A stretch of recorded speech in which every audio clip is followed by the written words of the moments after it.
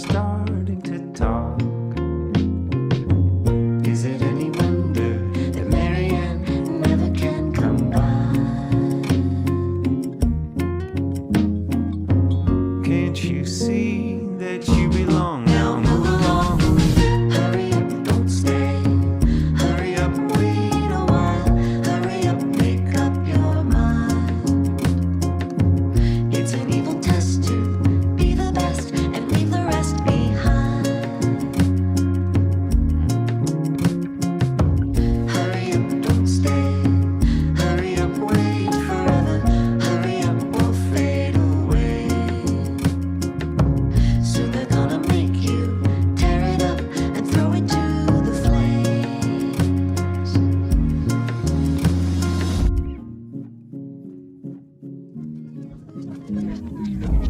Better be smart. Don't think too hard. Just revise what you are. Even if you break, do what it takes. Now go and make us proud. That's enough, John. Don't carry on. Don't you love us at all? Find it in your heart to play the part. Now shut your mouth and smile. Can't you see that you belong? You belong, now move along. Hurry up, don't stay. Hurry up, wait a while.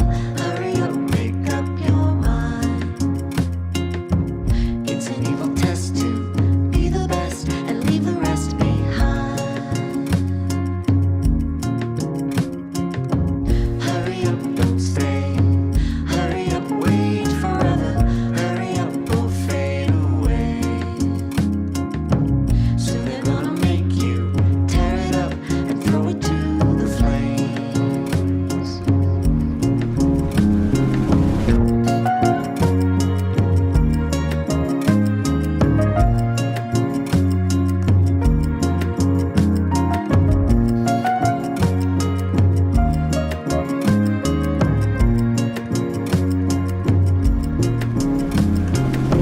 Hurry up, hurry up, don't ever. Hurry up, hurry up, hurry up, wait forever. Hurry up, hurry up, hurry up, don't ever. Hurry up, hurry up, hurry up.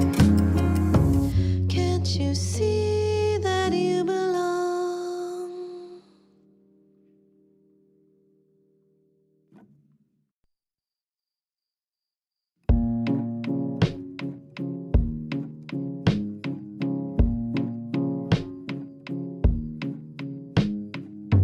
Hurry up, John. Don't go too far. No one knows where you are. Better toughen up and be a man. Play the hand that lies. That's enough, John. Don't stare too long.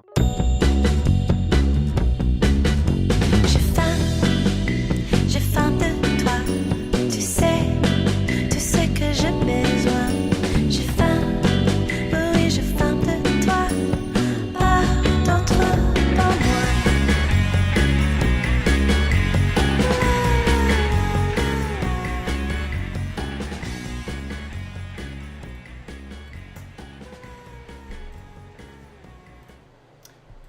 Hello and welcome to Totally Tell Me. Oh my god, I almost forgot what the next part was. Hello and welcome to Totally Tell Me, a bi-weekly film review podcast where we talk about movies, music, food, and fun. My name is Dominic Mercurio, and I am here with Laura Weinbach. Laura, actually, do you want to scoot over a little bit? I feel Okay. like you're kind of... Hi. I want the people to see you. I can scoot They over a can little see too, me. yeah. I can see myself. Yeah, okay, all right. Well, I mean, I just want the people Thank to see you, you. I thank want the you. people. The people. Hi. Hi, people. This is for the people. What up, my people? We are currently live on Twitch and YouTube. You could be watching live or you might be listening later. Either way is totally cool. But if you are watching live, feel free to comment. We see your comments and we will try and incorporate you into the show. First half of the episode, we're just going to kind of chit chat. In the second half, we will be talking about the movie of the episode, The Substance. Very excited to talk about it. But first, we're going to just chit chat and introduce our lovely guest here, Nicole Sgarlato. Hello. Is that my cue? Am I good? Yeah, you're good. You're good. Hello. Happy to be here. It's Thanks for having nice me. to be said hello back to when you say hello to someone, though it is not a requirement. I think it actually would have been a bold move actually for you to just like be like, It is bold. think Have so, you yeah. ever been listening to NPR and then the host will be like, "We've got this amazing writer, Anna Chalomsky, who's going to be talking about her new book. I love the book. It's so great." And then the response is, "Thank you." But you're always afraid like he's just going to be left hanging. You know what I mean? or like, what if it was just like a really like amped up, introduction, and then they just go, "Hi." Yeah, that is that's a That could be total fun thing. too. Anyways, Nicole Sgarlato, she is a San Francisco filmmaker who we met not too long ago through the SF Film program. And me and Nicole, we've been collaborating on a couple fun little like events, really just one main recurring event, Queer Film Nights at SF Film, which has been a lot of fun. We've been watching one queer film every month. We get some people together at SF Film, and it's kind of been like a little book club or film club, I suppose. Book club for movies, you know what I mean? So, but yeah, it's been great to kind of get to know you through that, and I was very excited to have you on for this episode because, well, for one, I know that you've seen The Substance, and I know that you've told me through text that you have a lot of thoughts on this movie, but coincidentally, we've not like actually been able to like get into it. So I felt like it was kind of like a perfect opportunity for us to have one of our many nerdy conversations that we have in private. But why not just like make content out of it, as the people do these days?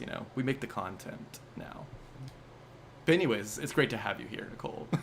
Yeah. Thank you for having me. I appreciate the invite. It's an honor. And the warm welcome. Although, it's funny, the warm filmmaker, it's like, I like have stuff that I've made that I don't want to show anyone, That's kind of where I'm at. It was like a couple of months ago, I was introduced to someone and they're like, "Oh, this is Nicole, she's a filmmaker." And they're like, "Oh, can I send me a link to your stuff?" And I like died inside a little bit. I'm like, am I a filmmaker? Of course. But I you are. appreciate it. And it's been really great to get together with you and some of the other folks from SF Film to host that queer movie night. It's been a lot of fun. And I've been really excited to talk to you about this film. So it's stoked to do it in this sort of format. So Yeah, totally. Yeah. Yeah. How have you been? Where are you currently, by the way? Or unless this is a you don't have to say. This could be like an NDA or something. No. I am currently visiting my girlfriend's family out in the Twin Cities, in the great state of Minnesota. First time here. We actually fly out tomorrow morning, bright and early. But it's been good. It's been fun. The weather's been better in the Bay Area, so Yeah. I've heard.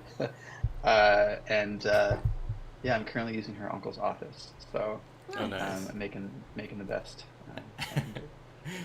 Yeah, you kind of escaped a bit of a insane heat wave that has been occurring. I don't know if you can tell, but I mean, It's hot as a dick up in here. it's hot as a dick up in here. Yeah, it really is. Like I'm sweaty. Dripping. Yeah, I'm sort of just dripping on like the inner part of my Apologies to Laura who has to sit next to me, but I put on some deodorant, so hopefully it's not too bad. But feel free to just shut down the whole show if it's just just sort of like a rank. If it gets too rank, you know what I mean? We're It's a such bit babies rank, in the but Bay Area, though. it's I feel all like good though. We are. I mean, yeah, that's true. like yes, 90 degrees is very hot for San Francisco, but also we get it for like 3 days a year, maybe. Yeah, I know. Yeah. But the world ends when it happens. So Yeah, I feel like, and not to talk too long just about the weather, but like, I do feel like it's because we don't have AC. No one has AC in San Francisco, totally. and that really makes the difference. Because it can other places that get like 100 plus. It's like everyone has AC. They're prepared for it. They're ready for it. They're bunkered down, and they're just blasting at AC, and it's all good. But for us, it's like it catches us off guard. We do have a fan that, we should just have it not oscillate away from us. Oh, but you know just what? That's a great stay idea. on. That's a great. Can you feel There's this? no one over there that needs it. I don't know, like an oscillation though. The fan is like, you can have me for 1 second and I will leave again. Do you feel that? Or... I feel it. Okay, all right, cool. Thank you. Anywho, yeah. So what have you been up to lately, Nicole? How's your life Yeah. been? Life's been good. Mm-hmm. Actually, I'm in school. Well, I work and I'm going to school part-time. I'm Mm-hmm. going to film school, actually. Mm. I am 6 weeks into my first semester, which is really exciting. Oh, nice. Congratulations. Yeah, yeah. So I'm going to school at Community College of SF. They Mm-hmm. actually have, if you're a resident of SF, it's a nice little plug. You actually get to go to school for free, which is really cool. So I live in SF. Wait, I've been if wanting you're to a film resident of SF, you can go to school for free at UCSF? Oh, oh, CCSF. CCF. Oh, oh, Yeah, that's yeah, awesome. yeah, That's totally. And they amazing, actually have a actually. decent cinema program. Yeah. So I'm Wow. taking a couple courses at night. One's online, one's at night. Mm-hmm. And 6 weeks in, it's my first like film class, which has been really, really cool. Like I'm Mm-hmm. learning a ton already. It's just really hands-on with the camera, making little experimental shorts and whatnot. So it's been really cool and fun to keep me busy because I'm also working and a girlfriend and Yeah. life. Do Hmm. you get that kind of like, oh, I'm back to school kind of aura about you? You know, because I feel like, well, how long I guess has it been since you were in school, or is this not much of a break for you? No, yeah, it's been a long time. Okay. Um, I did a bunch of community college in my like early 20s, and now Mm-hmm. I'm in my late 30s. So Mm-hmm. it's been at least 10 years. Wow. And I never got my bachelor. I did like my associates and just kind of, Uh-huh. you know, finished and just started working at that point. Hmm. So it feels good. I always enjoyed school. Okay. Like, don't get me wrong, homework can be really annoying, but like the homework for this class has been awesome. Like, it just make movies and like edit. I'm like, this Mm-hmm. is this is awesome. I do this all the time. So it's been a lot of fun, and there's definitely been like an energy for sure. Right. If I didn't have to work full time, I would just go back to school full time and do this because it's a blast. Mm-hmm. Yeah, I feel like I don't know. As time goes on, I think I would be more excited to like be in an environment like school again. You know, like I Hmm. think I would. I don't know. I think when I was in school, I was less into it. You know, like high school Yeah, and college were kind of really high school was a serious drag, um, I but think that, like, everybody who graduates from college wishes they were still in college for the rest of their life. but not like right after yeah, college Kinda. for me. Like Oh, really? yeah, I Oh, don't know. well, I no, was no, kind no. of I agree. But yeah, yeah, being out of college for that first year, you're like, yes, I can finally live my life. right, And then 2 or 3 years goes by, and you're like, why did I ever leave school? I right. think that people are just constantly like vying to get back to their 20s. Mm-hmm. yeah, Mm-hmm. it's true. What I mean. Right. But at the same time, that's great to be 40 plus, Furthering. etc. What, 40 plus? Yeah, Whatever you are, it's all good. I'm not this is hating topical on for what any we're about to age talk there. about, right? Yeah, yeah, yeah. Well, let's talk about some aging. Well, we'll get that in a little bit, Yeah, but yeah, yeah. What I see that you've watched something that I'm kind of curious about on this little document. You put yeah. something. Oh. What have you I been did. watching? So, I preface, I watch a lot of movies. It's kind Mm-hmm. of like I consider myself having been gone to film school my whole life because I watch a ton. Uh-huh. I think Mm-hmm. this year alone with my girlfriend, I've seen like 300 movies. Nice. Yeah, I follow you on It's just, Letterboxd, and you are yeah, prolific on Letterboxd. it's just, I don't know. It's something I've always loved since I was a kid, Mm-hmm. and I've rediscovered my love for it over the past, couple years, especially since dating my girlfriend. So we're both just total nerds. But yeah, so we just went and saw. It was actually our 1 year anniversary a few days ago. We Mm-hmm. decided to go see A Different Man, which we'd been really excited about for a while. Um, I don't want to spoil anything, but Mm-hmm. I did enjoy it. It was like there's a lot of great moments, and I think that it I don't know, it hits, I think. Mm-hmm. And it's the kind of film I don't know how well it'll actually do. Like, it didn't even get a ton of press, Yeah. but I could see it being like a cult sort of critical success, like after the fact. Mm-hmm. It was really brilliant in a lot of ways, but save that conversation for another time Yeah. because you haven't seen it, and I don't want to spoil anything for everyone that's watching. Yeah, I haven't seen it, but yeah, A Different Man, which or by Aaron Skimberg. Is that how you say his name? Skimberg? Yes, Schimberg. Oh, Schimberg. Okay. Yeah, Yeah, probably Aaron Schimberg. You're Schimberg, right. I believe. Yeah, yeah, Who's cool. Like, again, I don't want to get too much into it, but if you've seen anything about it, it has Adam Pearson, who yeah. is an actor who has a facial difference. Right. And I first saw him in Under the Skin, by Right. Jonathan Glazer, which movie I absolutely adore. And he was great in it. He had a really small role, and in this movie, he's got a pretty big role. And I didn't This is realize him. Yeah. Aaron Schimberg Mm. has a facial difference as well, much like not quite as intense as Adams, right? But Right. I thought it was really cool to know that there's a director that's making this that also has some experience for what it's like to navigate with something that's different. Mm-hmm. Yeah, I've been really excited about this movie. Yeah. But yeah, it's in theaters now for anyone who's interested in checking it out. It's interesting, Nicole, because I feel like the only movie, or one of the movies we've watched outside of Queer Film Night, the only movie we've watched outside of that was The Elephant Man, which I feel like, I don't know, kind of, again, I haven't seen the movie, of course, but just like the idea of kind of this like outsider based on their, extreme looks is, I don't know, a through line. Did it for all sure. remind you of that, or is it really just kind of surface level like I'm seeing here? I think, and I mean, this is like a larger conversation that I'd be open to having at some point, but I think, and also just prefacing for those that are watching, I am disabled. I'm an amputee from a congenital just condition what I was born with.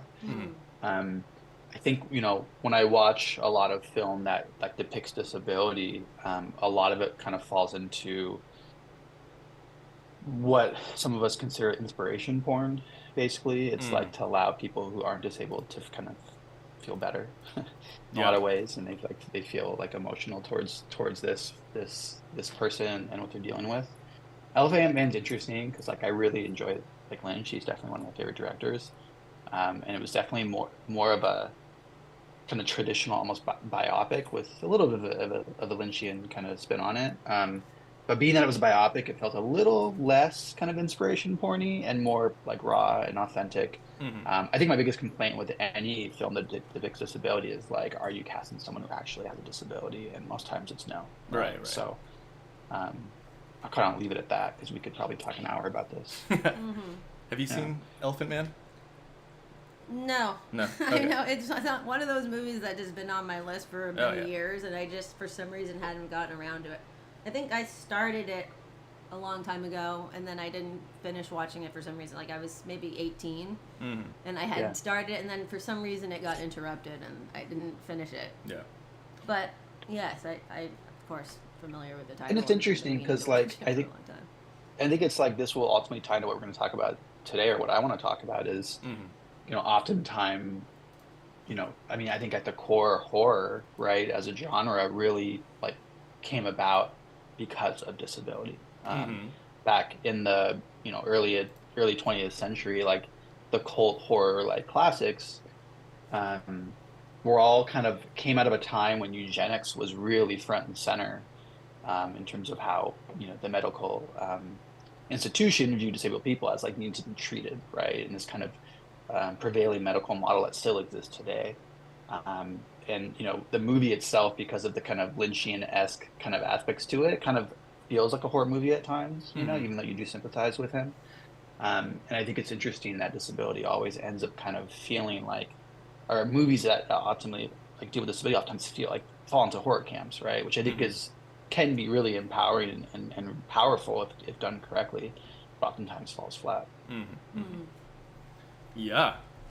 I mean, Elephant Man, I feel like it's often a film, Laura, that is the film that people haven't seen from really? Lynch. So I don't know. I think it's like a less common one to have seen. Like it was also on my list forever too, just because I feel like it's. Wait, you've seen it though, right? Well, yeah. Me and Nicole, we just recently watched it like a couple months ago, but it had always been like one of two Lynch films that I just have.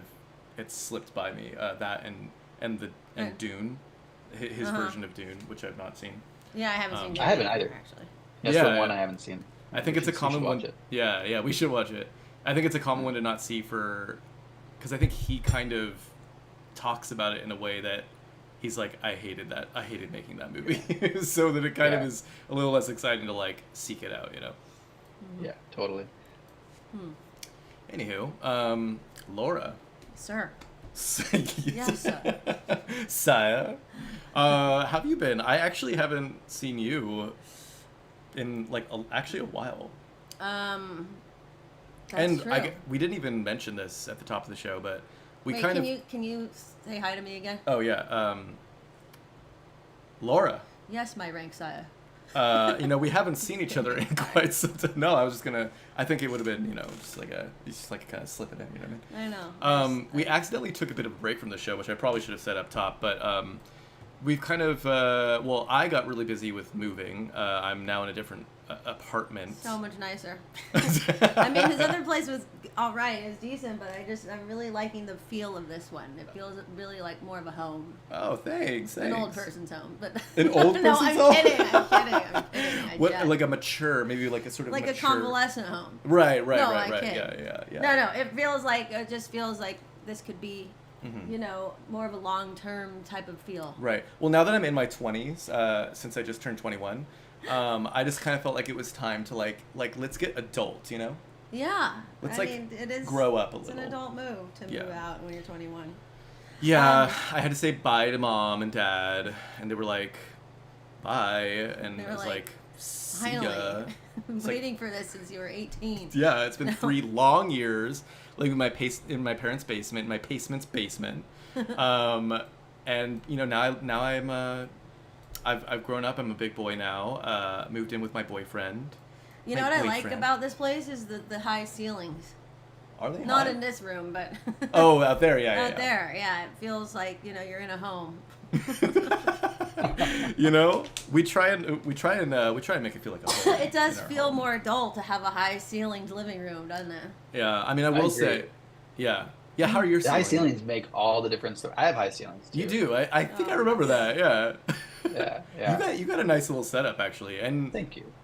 where you're located. I won't say where you're located, but where you're located in the city is quite central and nice and Yeah. very walkable around there. Yeah, You it's a decent spot. Where do you I'm live happy in the city? In what I area? don't know if you want to say. You don't have to say, but Yeah, I don't mind. I'm in the Mission. Okay. Oh, okay. Yeah. I was Yeah. trying to Nice. avoid Yeah, doxing it's like the you. warmest. It's the warmest and flattest, and that's what I was going for. So, Mhm.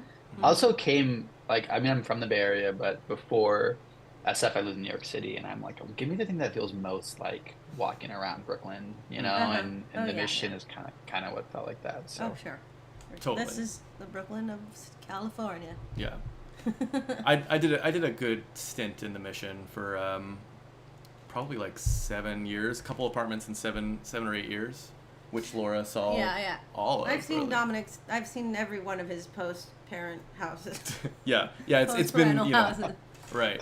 Um, Yeah, she saw 18, No, I was gonna 19, say. 20, and now my 21 house. yeah, that's true. Yeah. I was gonna say, the Mission is the Brooklyn of San Francisco, and San Francisco is the Paris of California. So you've got the best of everything. here. Wow. Wait, that's true. Yeah. Is it? San I like Francisco that. is the Paris. Wait, what? Of which- California. Of California. Okay. Kind of.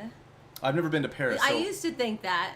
I don't know. Well, I've read that, and I've never actually been to Paris, but I've read that a lot of Parisians actually really love San Francisco because Mhm. they visit it and it feels kind of like home in a weird way. For some reason, I've lived in Paris, and when I moved to San Francisco after having lived in Paris for like half a year, I felt like that because, I'm from LA, so it doesn't feel like anything there. Yeah. But in San Francisco, you've got all these really cool little districts that are kind of walking distance from each other. And I just remember the novelty of being able to walk from the Upper Haight where I lived in one night all the way to North Beach, which to me very much reminded me of like Butte Montmartre in Paris, because there's a lot of like similar kind of aspects to it, and just the Butte romantic Montmartre. elements of that. What? Sorry, I hate to correct you, but I think it's a Butte Montmartre. I think it's Butte Montmartre. Oh, Butte Montmartre. I'm pretty sure it's Montmartre, but Oh, it's okay. cool. You Well, can say it however you want. Sorry to interrupt. It's like when I hear someone mispronounce that, like my hometown, it's really hard for No, me. I think it's But go Butte Montmartre. Butte Montmartre. I think it's Le Butte Montmartre. Okay, all But right. who's counting? Look, we don't need to get into the details. Details? when I was in Paris once, the first day I got there, I was so hungry because I had been on the airplane for like however long, and I went into the first restaurant that I could find, and I didn't know how to speak French at all, and the only thing I recognized on the menu was the word pâté. They brought me the pâté. I didn't realize how many different the spectrum of pâté that exists in the world is very vast. What they brought me was this crusty sort of, I hate to say the word boogery, but it was that little sort of cake of just crustiness, and I couldn't do it. So Wait, I asked the server, I was like, could I possibly get a bag to go? He looked at me and goes, a bag? That's And I great. said, yeah, like maybe a napkin. Napkin? Just something to go. Can I just get the bill? Oh, oui. Like, you can have the bill. Oh, you Apparently, can. taking things to go is not a thing they do in Paris. Really? Yeah. Or in Interesting. France, I guess. Is it like rude to not finish your meal or something? Probably, but I think they just thought like I had no idea what the fuck I was doing, and they didn't want to That's help really me out funny. at all. Right. At all. And Wait, yeah. what is pâté per se? Pâté is basically just like a pad of sort of ground up meat of some kind. Or But the meat can be like any kind of meat? It can. or- You can have like duck pâté. You Uh-huh. can have chicken pâté. There can be like soft, kind of pasty pâté. So it's sort I of think a the translation pâté. is paste. Oh, not a patty? Yeah. Like a I don't beef think patty? like a patty. No, I think it's like more. It's supposed to. I think it translates to paste, but What if but sometimes it can be hard and kind of chunky. But other times it can be very soft and smooth. Yeah, I was actually thinking about making like a beef pâté on some hamburger buns with some cheese and red onion and butter lettuce and mustard and ketchup. That That's sounds my like kind a of nice pâté. hamburger. No, it's actually a beef pâté. It's actually a beef pâté. No, I think also It's a hamburger. typically pate is made from liver. But maybe Yeah, I think that's it's more of just a foie Like gras. I pork don't know. or like duck liver. I Like think. there's Yeah, duck something like that. liver pate or chicken liver pate, but then there's also foie gras, which is a whole nother thing. I don't know exactly what the difference is, other than that foie gras is much more expensive and tastes a hell of a lot better. Isn't foie Usually. gras like? Isn't there something really bad about how it's made? It depends on where you're getting it, but there's like the more humane foie gras. Like there's this one chef apparently in California that he has this incredible organic farm where he just like has ducks and geese that run around and they naturally kind of just like gorge themselves. So he puts like fruits and vegetables and like the best of all of that all around his garden, and they just basically live a life of complete opulence and debauchery and eat themselves to death, and then he just cooks them. Because like the idea of foie gras is that it's like a That, like, they pump overly their- fatty meat or something, right? Or like Well, there are some, I guess, companies or farms where they like force feed the ducks, and that's really inhumane. right, yes. of course. Yeah. But I guess the ones where they just force feed themselves are a little nicer. I don't know. Shit, fuck, I'm not a fucking Yeah, look. expert on the matter. But yes, I've eaten the stuff, and I'm sorry to those who are from PETA, Who are ducks? who are not into it. Anywho. In any event. But how have you been? I feel like I. How have I been? Yeah. Let's see. Oh, I've been watching a lot of movies. I'm not going to put that one on. I've been watching a lot of movies myself lately, actually. Oh, And yeah. I was wondering if you would like some of them. I watched that movie. So I sent you a list of movies that I wanted to see, but I watched 2 of them already without you. Wait, you did? Well, okay. I watched this What- movie called Hagazusa. Hago what? It's so I've been getting some kind of fun posts in my Instagram feed lately from like This one? people who are recommending movies that I would be into, because I love like folk horror genre, as you know, and Oh, as it turns out, there's quite a few that I haven't seen, even though I've seen quite a few as well in my day. So that was one of them that I liked it. I liked this movie. Now I'm trying to remember what happened in it. is this the one that I'm pulling up? Yeah, that's it. Is that Or, Austrian or German? It's yes. cool. Yeah, I haven't Sorry, seen this either. I'm right now. What's fresh in my head is a movie called, I think it's called The Feast, Feast. which I haven't came seen that out either. in, I think, 2017.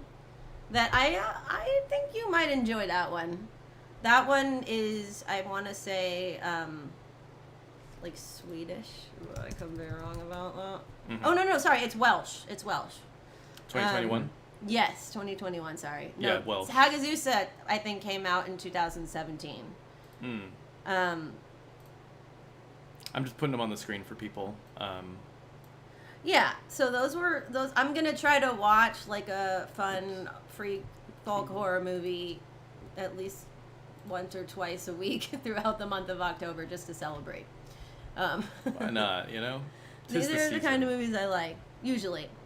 I mean, my favorite movie that came out in the last, I don't know, 15, 20 years was The Witch. And I just rewatched that What? a few nights ago, actually. I just rewatched it a few nights ago. It's like one of my favorite movies. it's just so good. It's so really good. speaks Yeah. to me. So good. I love um, it so much. Yeah, and Are you both stoked for Nosferatu? I am. Yes. I'm so I excited. can't wait.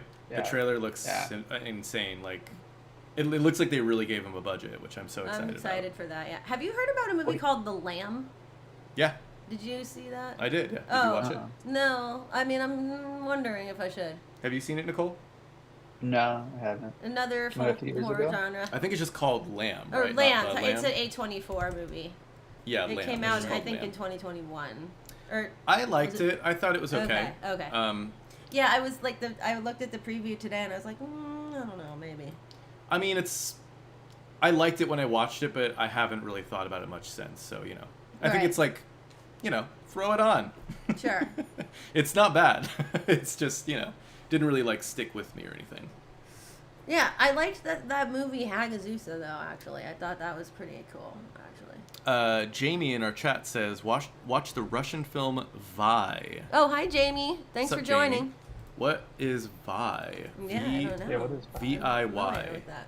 DIY? 1967 horror fantasy. Ooh, I'm liking these images. Actually. Oh my god, that's reminding me of. Has anybody here heard of the movie The Love Witch? It's a I haven't. more no. recent movie, but it looks like they're going for like a 60s cult movie vibe. Love Um, this sort of That's like cool. But German yeah. expressionist poster, at least. I don't know if the movie's like that, but this is a cool poster. That is a cool Let me see if I poster. can put this on the screen. Which one, the Russian one? I believe so. Yeah. Here, I'm. Huh. I'll check that out. It's Thanks, up on the. Jamie. It's up on the live. Jamie knows what's up. Jamie's got. She's got the info on a lot of information. Yeah, this looks She knows what dope. she's talking Yeah, about. looks cool. Yeah. Thanks for the rec. What else have I been doing? I've been listening pretty obsessively to this podcast called The Frightful Howls You May Hear. And it's like a folk magic podcast hosted by 3 folk magic practitioners that are very interesting to me, and I've just been, I don't know, kind of on that rabbit hole. Mm-hmm. But other than that, we're gonna announce something fun on Monday, but I can't say, or on Tuesday, but I will say nothing more about it now. I don't know. What's up with you? Sorry, I'm just Interesting. totally- Interesting that you still haven't listened to the old Radio Rental. Radio Rental is a podcast that I sent Laura like Oh, approximately yes. It's like the 1.5 to 2 equivalent months of ago that Spooked. she will Sorry, I'm absolutely talking love whenever she the so spooked chooses. equivalent. They what? Spooked equivalent. Yeah, the spooked equivalent. You're gonna like it. You're gonna like it. If you like spooky story podcasts that are like told from the perspective of people who've like gone through something weird, creepy. It's not always like a horrific thing, but it's like just something that was like really strange or like, you know, maybe Yeah. ghostly, or maybe it was kind of just like Supernatural. yeah, in like some way. supernatural, but it can also just be something that's very grounded in reality that Mm-hmm. like is kind of unexplainable. And those are kind of my favorite actually. And Mm-hmm. I feel like Radio Rental, that podcast is a little more, it's less on the ghost end of things Mm-hmm. and more on like the unexplainable or something, like the kind of really mysterious, more vague, Mm-hmm. like what is actually the horror here. I like that kind of stuff, Mm-hmm. and I think you would like it. But yeah, also just recommend it just generally, you know, if you like those horror podcasts, such as What was it Spooked. called? Radio Rental. I think that's what it's called. Radio Rental. Wait, let me. Yeah, Radio Rental. Mm-hmm. Yeah, it's good. It's good. I will check it out. I also listened to this other one called Lore. Have you heard of that? Lore. You may or may not enjoy it, but it's like haven't I've heard of Lore. You oh, have? Lore. Yeah. I've heard of it. Yeah, I haven't listened to it. It's like true stories, but more like from Victorian times or earlier that are basically unexplained. True stories, mostly true stories. Jamie Of very dark subject matter material. Yeah. Jamie just commented again, and I could not agree more, and I will just echo this statement. Jamie said, "Oh, I like Radio Rental. It's well done, but I don't care for the whole Terry Carnation preamble on Radio Rental. I always fast forward." Exactly me too, Jamie. Oh, and that's how I feel about Spooked, whoever hosts yeah, that. Oh yeah. my god. Well, Fast it's like the forward exact same It's thing. the same Unfortunately, like, just don't judge it based on that. Like, get to a story first. And I will say that about Spooked too. Like, just don't even listen for a second to the stuff before just the skip actual story. until you hear someone talking in more of like A first I was person. walking alone on the, and then you know that you're in like a real good. Oh wait, story. so it's like it is first person stories from For the real people who accounts. experience. It's them. like the exact same format as Spooked, but in Okay. my opinion, I actually feel like, at least from what I've listened to, the stories are more consistently, like, I just think they're better. I think the stories in Spooked are good because They're they're, good, they're good. verifiable from multiple sources. Like, that's the thing about all of those stories is that usually there's a pretty grounded basis for truth on all of them in terms of, like, the multiple unrelated sources that can verify them. Mm-hmm. And I feel like they have to have that in order to make the cut to be on Spooked. Mm-hmm. But, and also like how it'll be just random people who are just very sort of normal, everyday kind of people who have it'll be like a police officer or, a person who works, a military person, or people that would not necessarily be like esoterically inclined. Mm-hmm. Mm-hmm. So it makes it feel more real. Right. Somehow. No, yeah, I hear that, yeah. And it's basically, like, I think it's I just think they're equal. Essentially, I'm just saying, like, Spooked and Radio Rental, Yeah. they're, like, equal It's like the footing. same format. Yeah. Jamie says it takes like 9 freaking minutes before the story starts. It It's takes true, like yeah. fucking 15 or more on it Spooked. Right, yeah. It's look, it's No like someone's got to disrespect. tell them, right? Like, you think there's no one in their life that's like, hey, actually, no one really cares about what you're saying in the beginning of these episodes. Like, maybe we don't even actually need a host. Like, maybe we'll just start the stories. And no offense. No offense. We are thinking that we're To just anyone. gonna do a 9-minute shorter episode. No Anyway. offense. I'm sure that the hosts are very nice people Right. and no disrespect. Yeah. We just don't like your storytelling. Anywho. How are you? I was gonna say that as far as like movies that I've watched lately, I saw a couple that I'll just like brief because I have a feeling we're not gonna do them for the podcast, or maybe I should just double check with you right here live on air. Yeah. Do you have any interest in seeing Megalopolis?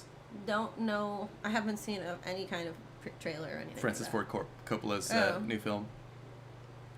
Again, that doesn't mean a whole lot to me, considering like I don't know what did he recently put out besides. No, he's put out nothing in like, I want to say like 15 years or something like that. What was the last thing he released? Nothing of note. He hasn't put out anything. The last good thing was probably Bram Stoker's Dracula. back Oh my in, like, god, what, I just 1990? rewatched that and it is Yeah. good. It's He made funny fantastic films like in the 80s and 90s. how Yeah, have you guys watched Bram Stoker's Dracula recently?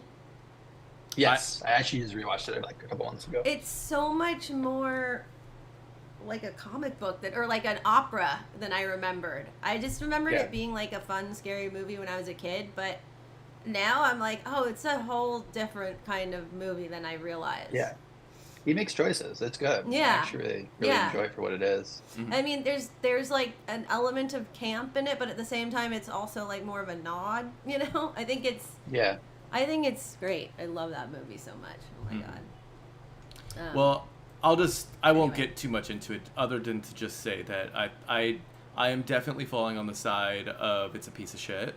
I do feel like What, it's really? very divisive. It's Bram Stoker? no, not Dracula. Sorry, The new I should have Megalopolis? prefaced this by saying I'm talking about Megalopolis now. Oh. Let me just totally, give you a curveball here and Okay. stop this conversation about Dracula. Okay. To say Sorry.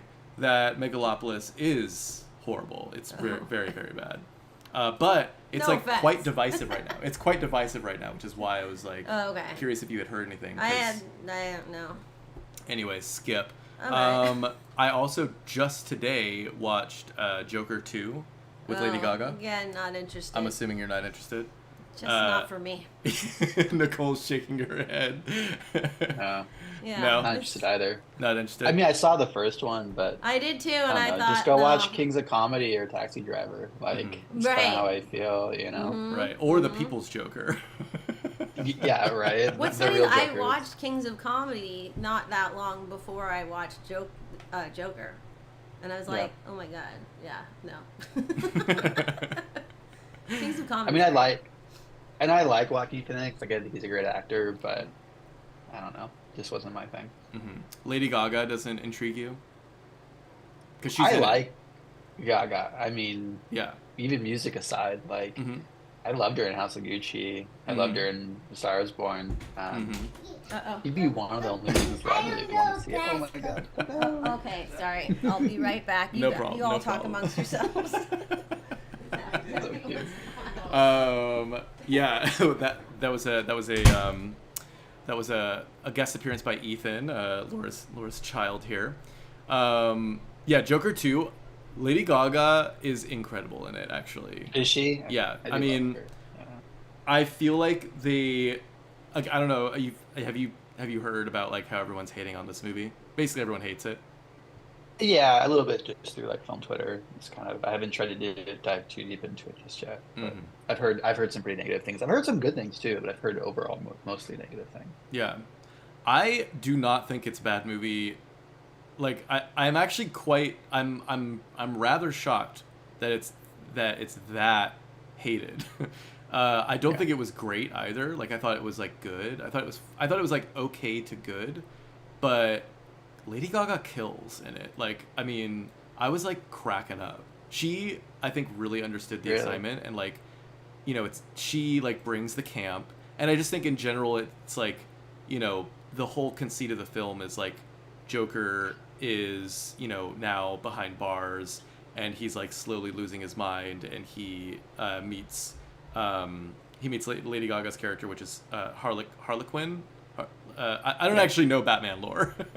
Yeah, I think it was supposed to be. Yeah. Right. It's a meet cute, basically. Yeah, basically it's meet cute. And then but they're like kind of losing their minds together, and there's like music involved. Like he's losing his mind, and like so he has like these delusions that are like musical numbers, and it's just very like musical focused. I wouldn't really call it like a full-on musical, but it is. There's a lot of music in it, and I think it was a lot of fun actually, and I thought that Lady Gaga specifically made the movie watchable. I think it would have been pretty boring without her, but I mean she's a huge part of it, and every time that she was on screen I just thought she was like magnetic. And I think if anything, the main complaint I have is just there wasn't enough Gaga, and I think Really? they didn't like give her. She did like amazing with what she had to work with, but what she had to work with was like limited. And I'll like be kind of vague, but I just feel like they could have. I saw obvious ways that they could have created more with the character and the story involving her, and I was kind of shocked that they actually didn't take it there. But neither here nor there. That's my brief review, and I don't want to get into spoilers because it also just came out this weekend. But I would actually say, if you're like vaguely interested in the movie, like check it out. Yeah, I mean I think it's worth watching. It's just, it's not a great movie, sure, but I'm a little confused by like the extreme hate of the movie. Anywho, I'll should we? I'll probably give it a chance. I don't know if I'll see it in theater though, if I'm being honest. Yeah, you don't really need to. See what? Sorry, yeah, we were talking about Joker 2. Oh, okay. Yeah, Laura's back, everybody. For the audio listeners, Laura's back. Should we get into this? Get into the main event here, and we can Okay, keep sure. like chit chatting as we go. I'm trying to think if there was something I wanted to tell you. Or, yeah, but I can't think of it right now. I'll let you know. Yeah, Just Laura, I just gotta call out. Every time that mug goes up, it's like bigger than your head. It's like, it's This pretty is a great. very large mug. It's like almost comical. I love it. It's actually, it's actually my favorite mug. That's the mug I use every You morning need for my something coffee. big to hold this giant T-ball in it. Wait, you brought the T-ball? I did. Oh wow. I wasn't sure if you would I have have one, and loose I wouldn't. leaves. I have loose leaves too, but I didn't know if you were gonna have a T-ball. I have a T-ball. Did I you know see you it in have there? other balls, but Did you see the T-ball in there? I did not. Oh, I swear I have a T-ball. I believe you have a T-ball. Laura, now. I have a T-ball, please. Well, I have a T-ball too. Fine. No, I just wanted to bring one in case you didn't have a T-ball. Well, my T-ball is smaller than your T-ball, so. Well, yeah. So there you go. It's a I little need a embarrassing, big but- one. You do For have a this big big one. cup. My By the little way- T-ball is sort of like just a quick, a dip and run, you know? Oh It's a no, little- yeah. This is not a dip and run. This is a Right. let it sit and stew. A sit and stew, okay. Just so you guys know, I have a very good tea on hand, and you can't have it right now because we're doing the Oh podcast. my god, wait, what are you drinking? It's the best tea ever. It's called Mariage Frere, and yes, it's from Paris. A Paris, Perrier? where they say a bag. It's you can have some after the show. I damn well near will. And it's a loose leaf. Yes, my dear friend Emily Jane White brought it back for me when she was in Paris recently, and that Wait, shit so is what are like the notes? The notes. Uh-oh. Ethan, don't do that. I want part one. Oh, yeah. It's okay. You can if you I need it. want part one. Okay, tell Josh. I'll be a part two.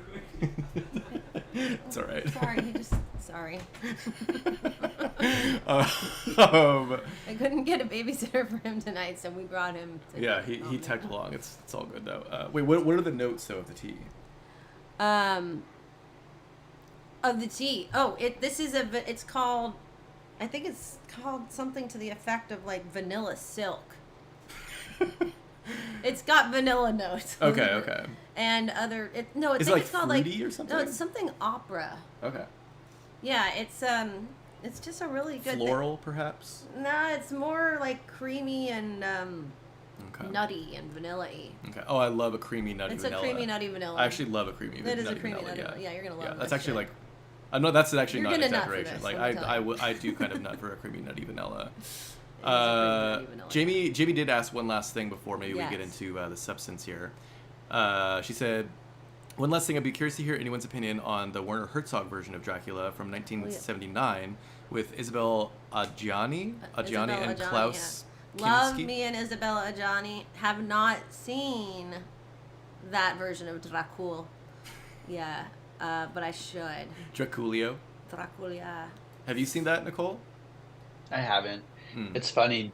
Jane is my partner. Mhm. It's like she loves it. She likes Herzog, Oh, okay. some Herzog, and that is one she feels that is really good. And, okay. I'm gonna watch that we tonight. we want to go back and like rewatch that and the other before the new one comes out. So it's on the list for sure. Have you watched Interview with the Vampire? Probably. Love Yeah. it. Oh my god, I need to rewatch that too soon.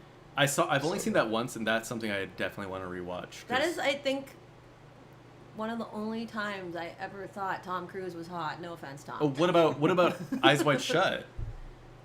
Not really my look. I mean, sure, Yeah. if you're into that doctor appeal, but Well, look, I will actually say I I'm don't more ever of a really find him hot, but I vampire feel like if I were to find him hot, which I don't, I would find him hot in Eyes Wide Shut, but I don't. how do you not find him hot in Interview with a Vampire? He's Nicole a freaking Kidman hot though. vampire. What in about that. Nicole Kidman in Eyes Wide Shut? She looked hot in that. She's looking good there. Of It's course. Nicole Kidman. I mean, She pretty she much still always looks looks amazing. good. Like she's just Yeah. Her mission, her role in life is to look good. Not. but also act really good. she's an amazing actress. Yeah. Yeah. Oh my awesome. god, she's incredible in that movie. That's No, actually one of my all-time she's favorite great in movies. that. I love that movie. Love that movie. But no, I just, yeah. You know, she's got a new one coming out called Baby Girl. It looks really good. Oh really? Yeah, with Harris Dickinson, who's another Oh. little wait. stud over here. Wait, hold on, let me bring him up. Not sure I know who that is actually. Harris Dickinson. Hmm. He's a bit of a stud. He is a bit studly. He's a bit studly. Oh, No. For You gotta you. find the right picture. For the you. for the right He's picture. studly for you. Oh come on, what about this? What about this picture right here? not for me. Oh come on, He's what for about? you. You can oh have wait, him. wait. Oh wait, What- no, what that about this looked now? good. What about this now? Actually, in that one picture, he looked like a hot Brad Renfro. Which one? I'll pull it up on the screen. Which one? Wait, go. That one. This Okay, one? now Okay. that I could get into. All right. That I could dip my teeth into. Oh damn it. Sometimes it the didn't pictures work. don't don't work in the correct way. Oh my god! If he looked like that in every picture, I'd be like, yes, let's do this. Okay, wait. I think I can make this work. I'm Sorry, making it people. work. Well, I This can't is see. not What gonna are we talking about? Yeah, What are we talking I'm about? sorry. I'm pulling this picture up on the. Do you want me to? Actually, I could put it in the chat. Maybe it's gonna break the screen for just a second, but that's No, fine. it's all good. No, I'm doing it. No, you need to see this. Can I do this? Let me see. Yeah, looks like it. And then if I do that, maybe. Oh, I don't know. Maybe that worked, Nicole. But it's also up Yeah, on. it did. Oh, okay. I see. Yeah. Anyways. All right. Anyways, Harry look, Douglas. Laura's into this particular. Bryce look. Shell, can you not see the picture? What? Wait, is that wants to see showing? Harry is that Douglas. no, is that showing? Yeah, it's showing to the. No, people. isn't that Harry Douglas? Huh? No, who is that? Oh, that's Harry Dick. It's Harris No. Dickinson.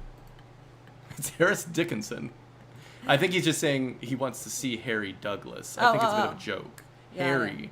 Like he's spelling it Harry as in like. No, I get you know, how he's spelling it. Like perhaps Yes. hair that you could find anywhere on In the crotchal region? in the body, you know, in a sort of general sense. Anyways, Uh-huh. I think we should move on to the topic at hand, the movie of the day, and that is, let me pull up the poster, The Substance. Okay, so The Substance, look, 2024 body horror film, written and directed by Coralie Fargiat. I should have looked this up. Do you know how to say this? Fargiat? Let me see. Coralie Fargit. Fargiat? I'm not sure. Fargit? Sorry, Coralie. So I'm sorry. really trying to say. I'm really trying to not say the F slur right now. Is what I'm trying to do, but as close to that as you could think without it being the F slur is her. It stars Demi Moore, Margaret Qualley, and Dennis Quaid. And this is actually her second film. And we, do you remember when we reviewed Revenge? Oh yeah. It was a long time ago. Yeah, I love that movie. Yeah. I really enjoyed that movie. Mm-hmm. Yeah, actually, I feel like I liked it. But Nicole, I feel like you texted me a little something that you went back and listened to that episode recently. I'm actually curious, like, what was our vibe back then? Wait, you feel like you liked what? The Substance or Revenge? Oh, sorry, I should clarify. Nicole told me that she listened to our episode of Revenge when we reviewed Revenge for the podcast.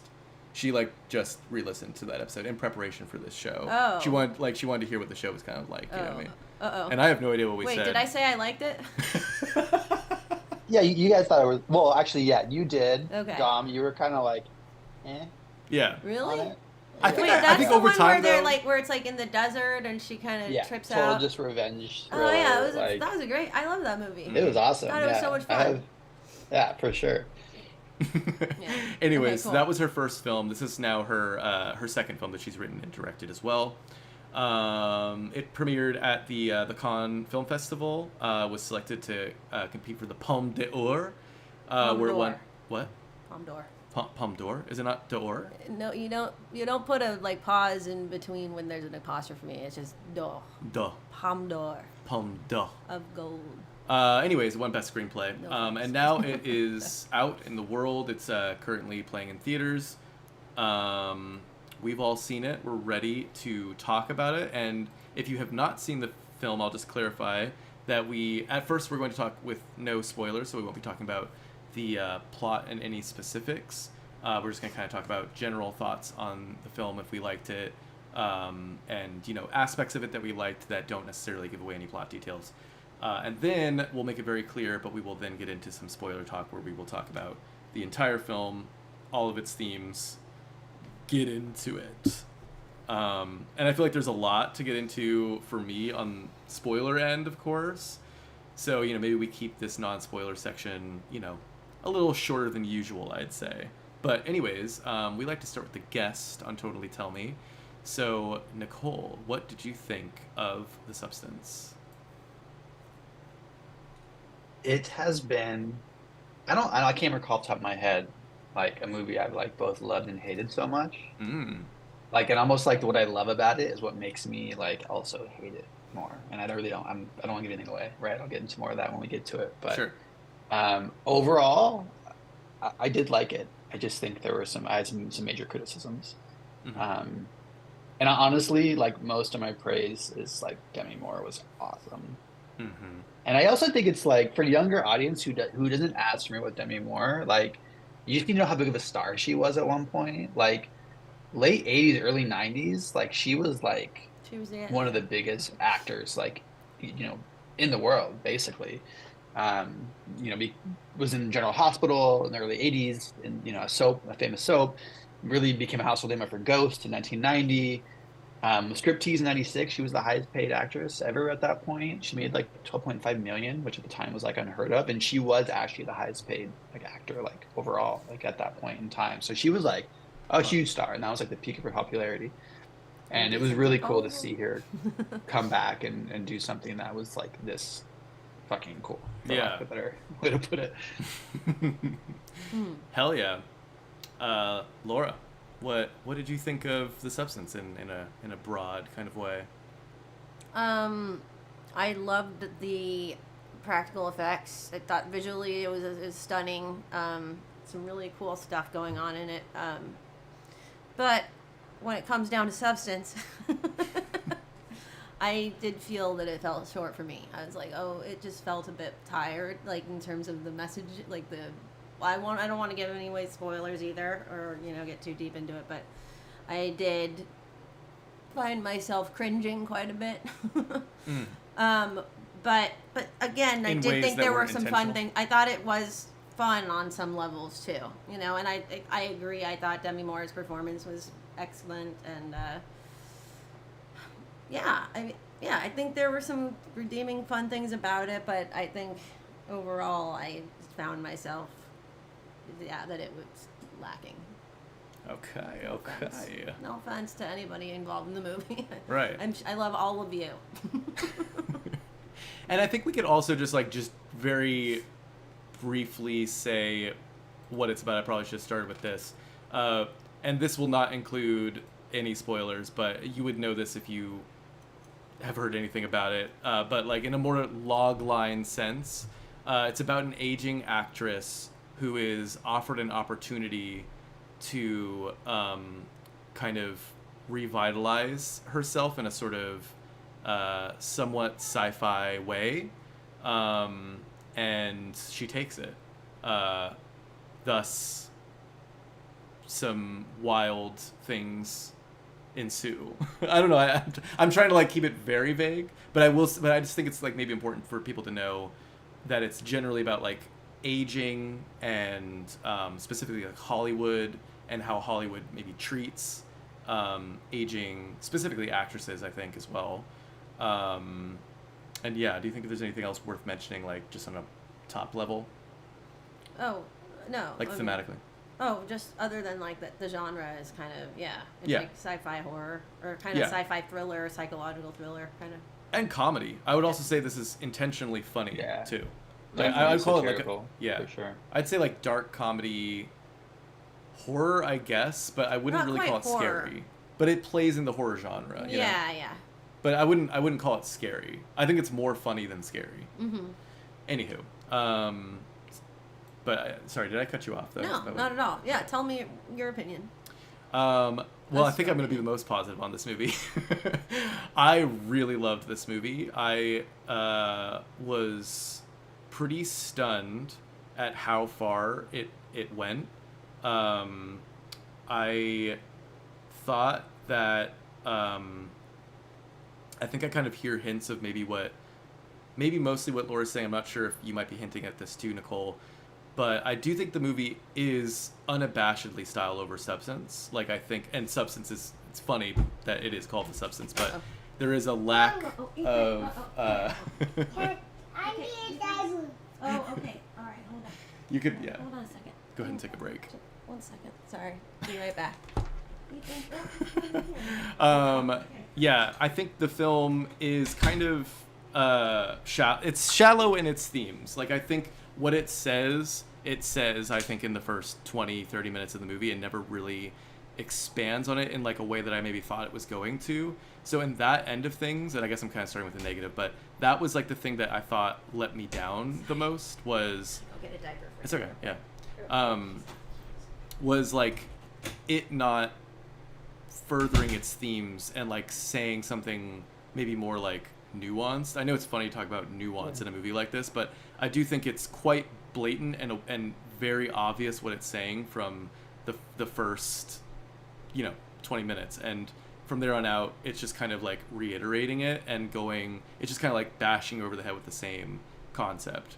And it's like, I got it, we get it, like it's also not, it's like a revelation of what it's saying in my opinion. But I do, on the positive end, of which I think basically everything else is a positive to me, I think this movie was so bold in its direction. Like, I loved its cinematography. I loved the colors, like the color palette of it. The like just the whole look of the film is very kind of like pop magazine, it very much plays with, I think, like sexy photography, which I think also helps its theme get across more. And I also just think, again, I'm not going to get into spoilers or anything, but I do think this film was one of like the wildest movies I've ever seen. Like, I think I was consistently shocked by where it went, and I think it goes further than it even needs to. Like, I mean, it was just such a ride. Like, this was, I was having a blast in the theater. I was like crying, laughing. I just was having a blast. And like, for me, I do think, I prefer substance over style, and I prefer films that strike that correct balance where it's like both. Yeah. That is my preferred thing, is like, okay, yeah, give us some sick style, but like also back it up with like some real meat of like make me think about your themes. I'm not really thinking about the themes of Substance, to be honest. I'm thinking about what it shocked me with, and what was on the screen, and what was like displayed, and what Demi Moore's performance, which is like insanely good in this movie. Like, I just was blown away by her.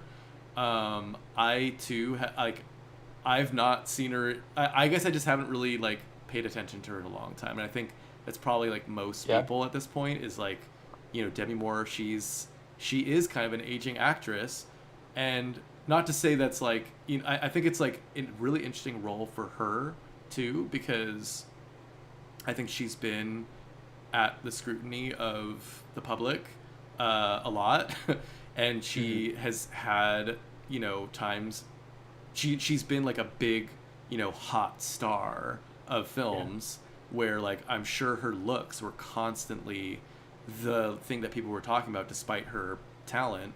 And I think this film is kind of, getting into some of that. It's like, what kind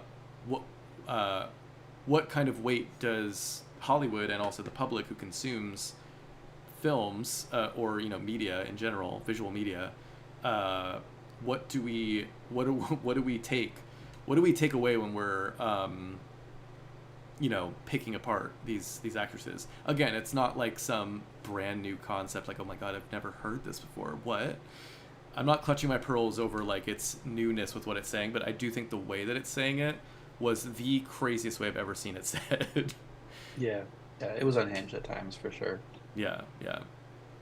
What did you think, like, on the visual end of things? Again, like, without getting into specifics, but...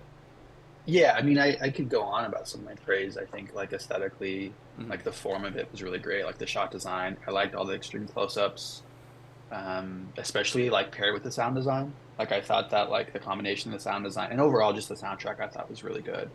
I've actually, like, re-listened to it because I thought it really slaps. And the combination of, like, how it was shot with the sound design itself was really cool as a way to, like, sort of make you feel uncomfortable. I thought there was a lot of really great foreplay for the body horror, like, in terms of how they actually utilized that like hybrid of the sound and the visuals. Like the food, for example, as a theme. Like, I thought that was really, really cool. It's funny, I was reading a little bit more about her, and I was like looking up some of her influences in terms of directors, and I think Oh, the director. you know, yeah, Mm. yeah. Coraline. Do we figure out how to pronounce this yet? Coraline. I always said Farga. But Fargay. anyways, Yeah. uh, I don't even know. I'm making this up, but I feel like so she really likes like Cronenberg, Lynch, Michael Haneke, and Hmm. like I kind of see all that in here, Hmm. if I'm being honest. But it also feels like there's a little bit of, and I saw this in her other movie too, Revenge.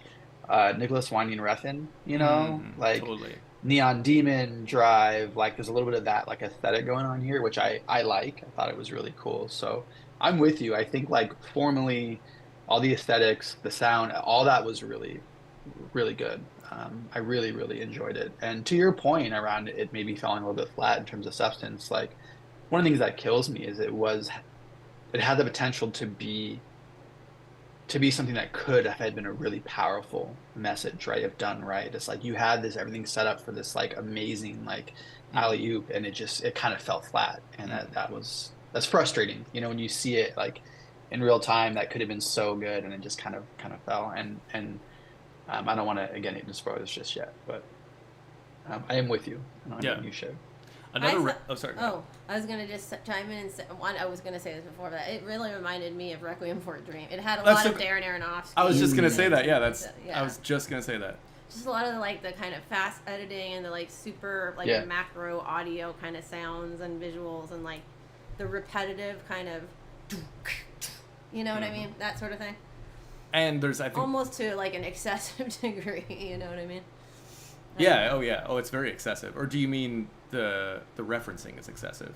Not the referencing, but just the use of that style of editing and that kind Hmm. of that sound design, and I just felt like it was a little bit too like punchy and in your face in that way. Like it lacked the subtlety that I kind of value, and I think some of that's cool, but it was just like so much that it almost felt like it was like trying so hard to be so punchy and in your face and about stuff, you know what I mean? And like, I don't know. yeah. I I don't think. know. I disagree a little. Like I think that worked. Like I think it was like in your face was what it was going for, Yeah. and like that's part of what it was trying. It was intentional at least. Like it didn't strike me as like this needs to be more subtle because the whole thing was just like outrageous, right? Right.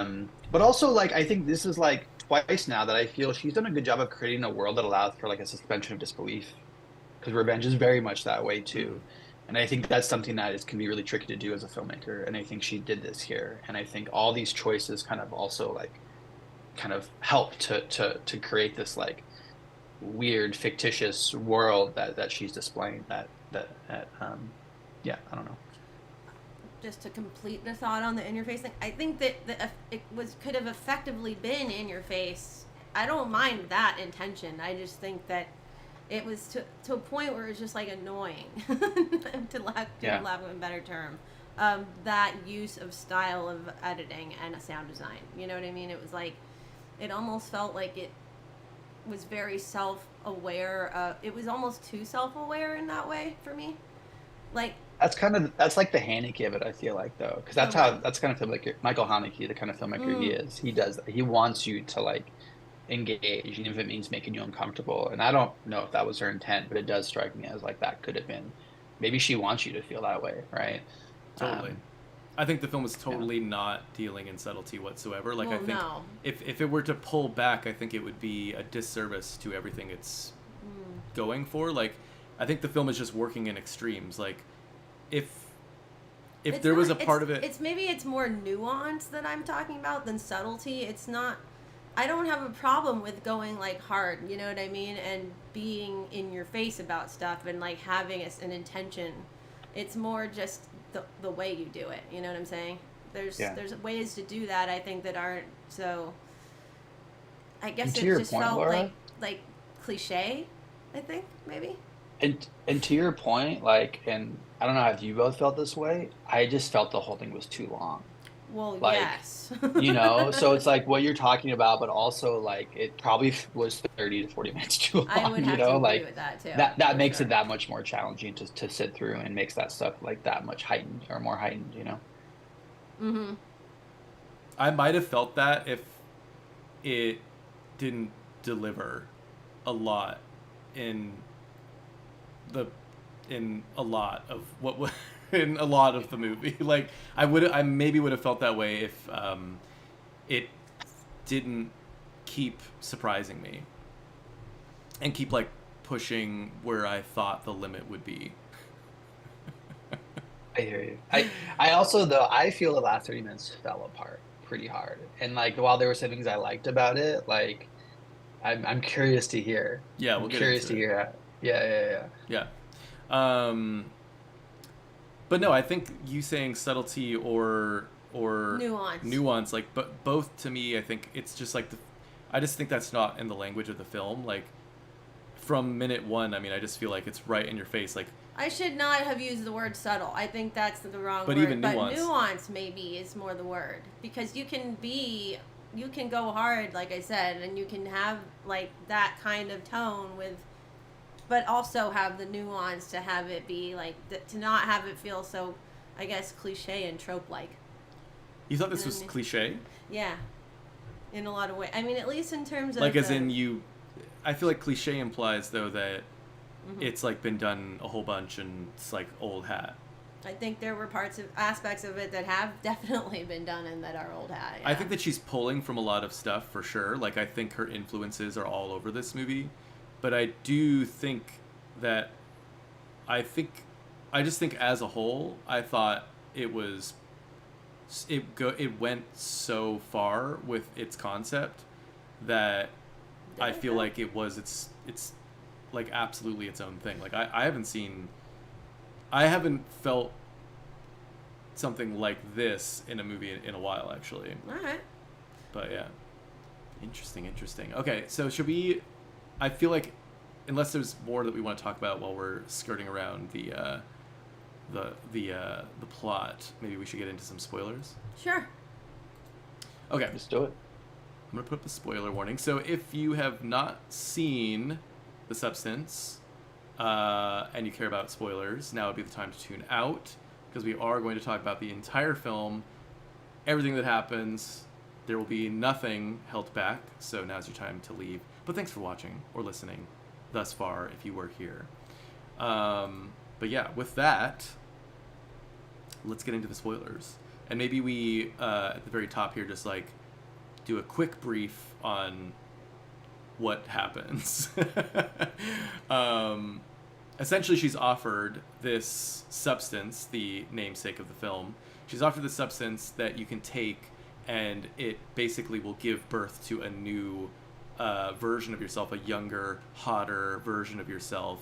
So she chooses to take it as she sees that she's kind of aging out of this production that she's a part of.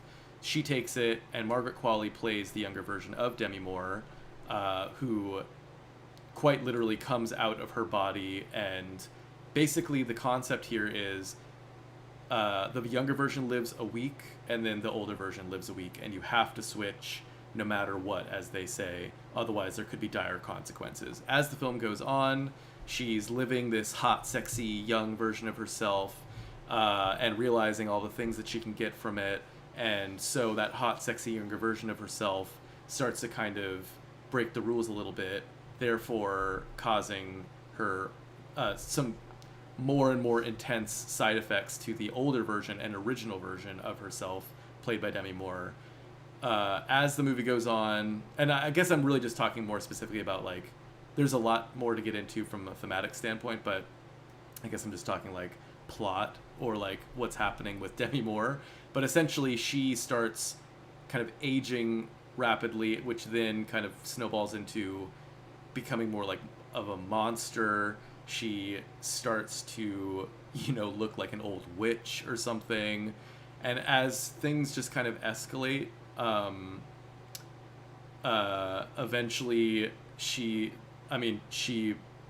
I guess I don't know. I guess she injects the substance into, or she tries to abort the mission. She tries to kill the younger version of herself, but kind of stops halfway through.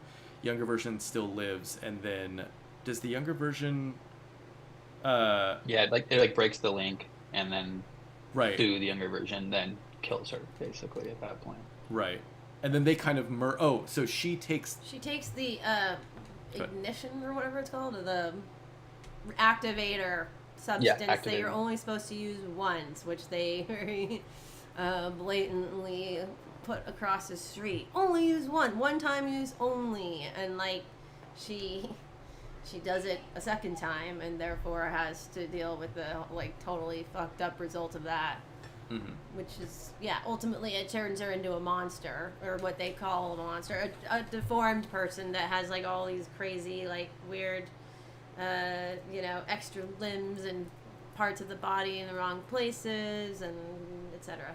Right. And at that point, I would just say it becomes sort of like just a fuck fest of Fun visuals and practical effects. right. And Yes. and at that point, I think it's just like full absurd. Like it's not even attempting to adhere to some kind of there's nothing grounded about it at all at that point. It's like off the rails.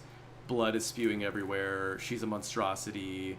I mean, Wait. I should say that she's not a monster. It's what everybody else thinks she's a monster. Yeah. She you just mean when becomes Sue a takes deformed person. She becomes a person that has these deformities. Yeah. And then the other people call her a monster, but she's just like, a person who is suffering the repercussions of a big mistake that she made. Yeah. Right. And I think it's like it is absurd too. Like the tone is quite absurd. It's quite silly. It's I think clearly meant to be funny. And while there's like horrific visuals, the content I think is like played. And actually that's what reminded me a lot of Requiem for a Dream, is just sort of like the social satire element of it, where it's like these exaggerated characters and they're like weird reactions that even though you're kind of feeling like, oh, this is reality, but it's like this like hyper reality. Yeah, where it's like that to me is so specific to Darren Aronofsky's films, but most and like specifically, Mother. yeah. Well, it's I think he plays around with it a lot, but I think most specifically, like you said, Requiem for a Dream's tone of like, they have like the ways that people are interacting are like not real, but you're supposed to buy it as real. They're like amplified. Right. And I love that. Like I think that really connects for me when I feel like it's smart enough to pull it off, and for me this felt like it was pulling it off. But anyways, that's I think more or less the plot. But yeah, I mean, with all that said, Nicole, I mean, what say you on now that the gloves are off? What say you on this film? Yeah. Okay. So I think like we've already sort of established that like he's trying to make a statement on like a critique of like beauty standards for women, especially in Hollywood, right? So like if we like start with that, like she is trying to actually like say something, I think that means there's like a responsibility to do things in a way that is right. And I think that like the ball was totally dropped with like what she used as sort of like themes to scare people, right? Like I think the film ultimately punched down. I think it like emphasized age, deformity, and like even like fatness as an aesthetic theme in a way that like kind of perpetuates those negative attitudes. And like, as a disabled person, when I see film or I see movies in the theater and I see people respond a certain way, like when they laugh or they just have a certain response, like to me it's like they're not engaging with it. Even if the director meant it to be different, the audience is going to engage with that because of the structural issues with ableism in the first place and body in the first place. So like, I kind of broke it down into like three different sort of like monsters here. If you want to count Elizabeth too, there's Elizabeth, there's Sue, which is the young version, who I think is the scariest of all three. And then there's the one they referred to as Monstro Elia Sue, or Elia Sue, I think they named it or something. Right. And I'll start with Elizabeth. I think that Elizabeth, like, when her finger starts to rot, I was like, oh, cool. She's going to become like a corpse, right? It like felt very like monster-esque. And then you find out she's just getting older faster. Mm-hmm. And like seeing the audience respond to that, it's kind of like I thought you were trying to sort of like subvert Wait, but like this, sorry to cut you right? off, but isn't a Good. corpse just simply a person that has aged? Oh, well, not necessarily, right? Like Or think of the but zombie their movies, body's think of decomposing, right? totally, right? So Like I that's think you what could have done aging it. is, right? To a degree. Okay, yes, I do agree, but I still think it could have been done in a way Mm-hmm. that didn't necessarily show the aging process, and because it's trying to get the audience to respond in a way. It's like what body horror does, right? And it's like still kind of punching down around getting older. Mm-hmm. And like I Mm-hmm. get that she's like, you know, kind of bearing the brunt of this, but like it's perpetuating something that still exists, right? Absolutely. Sue was like perfect in terms of as a monster because it's like you without flaws, is what they kept saying, right? Mhm. And to me, that's like, okay, no humility, no lived experience, no compassion. If you don't have any flaws, like Mhm. you're perfect. And like, what does that mean, right? It's like pure indulgence, no convictions. Decisions she makes are a result of being selfish, and like that's what happens. And like the way she was shot, hypersexualized, inclusive body parts, which is very male gazy, but she's using it in a way I think that like gets the point across. And I just thought that like it was a great and also like ultimately was saying something about like celebrity too, I think, in a way, Mhm. which I'm not going to totally get into because I haven't put too much thought into it. And then the third, which is like the final form, and like this is where it really like I was like really turned off because her final form exaggerated at the end of the day is like a hybrid of what people out there today actually look like. There's people that are born with like multiple faces and multiple heads and different kinds of body parts, and and like they made the monster like fat, and like I say that like that it was like emphasized when she puts the dress back on because it looks like she's just wearing a dress that's too small for her, and then she's like trying to like make herself beautiful again, and she goes in front of the mirror and trying to put the earrings on. Audience is dying laughing, and I'm like, this is kind of a tender moment where this like character is like, like looks like people out there today, and the audience is laughing and mocking her, and I'm like, that to me is like you're punching down, She's right, in a way to perpetuating the get thing that she's trying to supposedly. exactly. Exactly. Exactly. And ultimately, rather than this like transformational moment of like seeking beauty in a self-destructive way opens you up to the possibility of greater organ you can imagine, it's just kind of like, you're ugly now, gotcha. And like to me, it's like, no, there's nothing here anymore. Like it totally like Mm-hmm. went off the rails, and it for a movie that was, I think, clearly trying to say something, it just kind of it didn't work at the end. And I think there's ways they could have done it differently. Like you could have made it like more of an alien type of thing, even more like with more feminine, like sexier, traits, right? That maybe had like monstrous frills or some kind of predator. Who knows, right? But like, I think it was a poor choice, and I really wonder like who thought that was going to be okay. And like she mentioned that Cronenberg's one of her inspirations, and he's like my favorite filmmaker. But Cronenberg's really good about punching up when he deals with body horror. Like when you think about who's being affected and how it affects you, the viewer, like he's typically not punching down on people that are marginalized in the first place. He's more preying on people's fears in a way that actually makes them kind of like the victim here. And I think he's brilliant at it. And it just didn't do it for me. At that point, I was like a movie that I like absolutely loved up until the very end. I just couldn't do it. I did like all the blood at the end though. Like I thought that was just cool. It was a cool choice. It was like clearly like homage to Carrie. I mean, she had a few homages. I think Dom, you Mhm. sort of already mentioned. Like she definitely clearly had some of her inspirations kind of show through on this. She had the song from 2001: Space Odyssey. She had Mhm. what was the other one? Oh, the hallway scene felt very shining, right? Totally. There was definitely some of that, which was I don't mind that, but yeah, I just think it totally fell apart, and I think that it totally the message just went sideways, and most people aren't going to consider that because the way our society is set up with just ableism and body difference in the first place. All right, I'll stop. That was like Yeah, my yeah, voice get no. off. Yeah, yeah.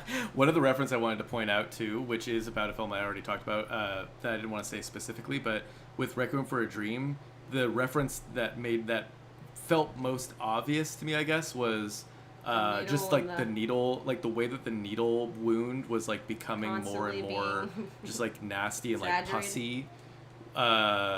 If you remember in Requiem for a Dream, like Yeah. as he's continuing to shoot up, his arm is just becoming like, you know, wilder and wilder, like his wound. And I just it felt like, I don't know, to me I was like, that is Requiem for a Dream. Like I can't not think of Requiem for a Dream when you're sticking a needle in a wound that is so far beyond like where a needle should be going at that point. But yeah, to what you're saying, yeah, it's like I don't disagree with what you're saying. I mean, I feel like you're probably putting more thought into it than maybe I was, because I think I read it as intentionally funny, when the monster is like putting on her earrings, and I feel like it feels so extreme in that moment, that like, you know, I mean, she's literally putting on like a face, a photograph of herself, and she's like taping it on and then like putting lipstick on the the face of like the old face of herself. It's interesting that she decided to use the face of Demi Moore's character and not her supposed perfect self photo. Like, Right. meaning it's, I guess, the perception of what's monstrous changes as she becomes further away from what she was, right? Like, Well, because I think that is her original form, though, you know. it is, but at the same time, like when she had her perfected self, the second person of herself or whatever, that was the more desirable, I guess, to her old self version of herself. Uh-huh. And yet, once she got to this next level, she realized she was actually like pretty good before, right? Like, I think maybe that was the idea there, but anyway, I just thought that was kind of I mean, yeah, I think something to consider. that could be the intention. I think I totally agree with Nicole that the intention is pretty muddied by the end, which I totally agree with. Like, it becomes ridiculous, and outlandish and just absurd, and yeah, I do think I think where we differ the most, Nicole, is I took it as intentionally funny. Like I don't know if that was meant to be. I didn't see it as like trying to be a tender moment, even though I guess, like, I mean, I feel like there's aspects of it, like I actually do think that putting in the earring, I could see that being tender if it wasn't for also like putting on the mask of like the printout picture of herself and like looking around at herself as like, you know, the old Demi Moore. Like I just feel like that, to me, I mean, I was losing it. I thought I hate to say it, but it sounds like I was the person you were probably pissed at in the theater, because I thought it was hysterical. And like I just thought it was like, yeah, Sorry. but no, yeah. I was going to ask, like, just to challenge you a little bit. Like, what about it was funny to you? Yeah, I mean, I just felt like, I guess I didn't see it, which I'm hearing you say that now, and it does make me think about it more. But like, I thought that it was quite far from human form. Like, I felt like it was pretty far removed from, you know, like I think when Demi Moore was, you know, in the kind of old version of herself, kind of in the halfway point of the movie, that to me, it's like, that is the form where it's like, okay, she basically just looks like she looks like an old woman, you know. And I thought that was funny too, not because of how she looks, but what she's like doing and saying, which I thought was hysterical, and I thought her performance was so good. Like, I'm specifically talking about that part where she is like throwing eggs at the screen because she's watching the younger version of herself like talk about like, oh, I never even really watched her show, and then she's like, I didn't even watch it. Like, I just thought it was so funny. Totally. Like that back and forth, like her reacting to herself, or like, you know, the fake version of herself, the perfect version of herself. I thought that was so funny, and was sort of like the peak, I think, of like saying something, if there was a peak. It goes so far beyond that. It goes like 8 steps beyond that, which I personally don't even think it needed to go there, but it just kept going, and I couldn't help but laugh at the absurdity of it all. Like I don't think I was laughing because I thought it was like funny how ugly she was. I think I was laughing because I could not believe how far it like how did we get here at this point? Like, things just were happening at such a pace in the final, I don't know, maybe 20, 30 minutes of this movie that I was like, oh, okay. And now there's blood shooting across this entire theater. Now, Yeah. now there's a quick zoom on someone going, monster! Or like whatever they said. Or like, Yeah. it just like became a cartoon. And yeah, I think the centerpiece of the cartoon is the monster, as they're calling it. But yeah, I felt like the monster was far enough removed from who she was that I wasn't seeing it as like, oh, this is just like, I don't know, I guess like a deformed version of herself. I saw it as like, this is like a new thing entirely. But I hear what you're saying, because I think I mean, you know, it is ultimately her. Somewhere in there is her. Yeah. But it's like two, I Yeah. guess, substances or like versions removed or whatever. It's like the many versions removed. what? I think the idea was that like when she took that activator stuff, it didn't just double the next version of it. It like multiplied it times 20 and created all these different scenarios in one. Right, which we see like in the You eye. see her eye like have a bunch of different Right, which we see in the beginning of the film, where her pupil becomes two Two, pupils, and then yeah. it kind of like Yeah. rolls out the side of her eye, just as Margaret Qualley is sort of like like being birthed at her back, essentially. I hear you. One last thing I'll say about it, because I don't want to necessarily keep pushing the issue, is like, even if it is far removed, it's still a trope based on human difference and disability, right? So like, inherently to me, there's a problem with that, especially if you're a movie that's trying to say something in the first place. And that's where my I think my biggest issue kind of becomes at that point. But I hear what you're saying. And I mean, like, I also think too, there's something to be said about when something's this absurd and you just like laugh. Like, it's also like, you know, I was like thinking about like sometimes people's reaction to seeing really fucked up shit is they laugh, right? Like, and in this case, I do think it was punching down, but also like I also think there was a lot of other really fucked up shit going on. So people are their bodies are gonna react different ways, right? So I do hear you, what you're saying, but I do think it's important to call out that it is a trope. It's been used, and it's based off of human difference and disability. Yeah, and I totally agree with you on it basically losing sense of its theme. Like I'm in total agreement. Or message, like, maybe? Yeah, I think the message is gone at that point. Like it's not Totally. saying anything. I don't think, and I think Laura, you might have been out when I said this, but my main complaint with the film is just that I think you learn everything that it's going to say in like 20 minutes. Like it never really expands or deepens its themes. It's just like, hey, we want to say something about women who age and in Hollywood, and I bet you've never heard this before. We think it's a little ridiculous how they're treated. It's like, okay, I mean, yeah, like most people I think at this point in 2024 have some semblance that women are completely under the magnifying glass in Hollywood and are vastly mistreated, and you know, currency is their looks. Like, this isn't a new concept to audiences. But it seemed like it felt like it was thinking it was making this bold, amazing statement. That's what I felt was a bit played out about it, or cliche about it. Yeah. Because it was like it's just trying to hammer this idea into your face in all these extreme visual ways, but it's really just pretty superficial in a lot of ways. And also, I wanted to just, I mean, is it my turn? Please. It's fine. I mean, I'm happy for you to keep going, honestly. No. The way that they, I mean, obviously there's this message that, like, you know, younger is better and more beautiful, and, like, you know, really emphasizing, like, butts and breasts and, like, good legs, or thin legs, I should say.